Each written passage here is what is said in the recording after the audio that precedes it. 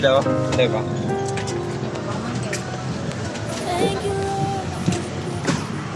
May isang bagay na hindi laging nakikita sa bawat larawan. Sa likod ng bawat ngiti ng isang ama, may mga pagod na tahimik niyang dinadala. May mga luha na hindi pinapatak, may mga pangarap na hindi na isinakatuparan, may mga hangaring isinantabi upang ang kanyang pamilya ang unang mapagtagumpayan. Bilang isang ama, hindi ko man maibigay ang lahat ng inyong ninanais, ngunit ibinibigay ko ang lahat ng aking makakaya. Sa bawat oras ng paggawa, sa bawat patak ng pawis na umaagos, sa bawat sakripisyong tahimik na lumilipas, iisa lamang ang dahilan, kayo. Kayo ang inspirasyon sa bawat pagising ko. Kayo ang dahilan ng bawat pagpunyagi at pagsisikap ko. Kayo ang lakas sa bawat pagsubok at pagkapagod ko. At kayo ang paalaala ng bawat hirap ay may katumbas na biyaya. Kapag nakikita kong kayong masaya, kapag naririnig ko ang inyong halakhakan,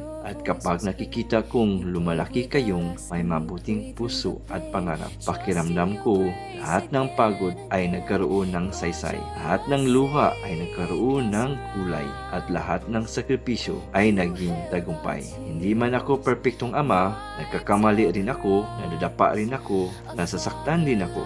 Ngunit isang bagay ang tiyak, walang araw na hindi ko kayo minahal. Walang gabi hindi ko kayo ipinagdasal. At walang laban na hindi ko harapin para lamang sa inyong kinabukasan. Sa aking mga anak, sa aking asawa, salamat. Salamat dahil kayo ang dahilan ng aking pagsisikap. Salamat dahil kayo ang nagbibigay ng kahulugan sa aking buhay.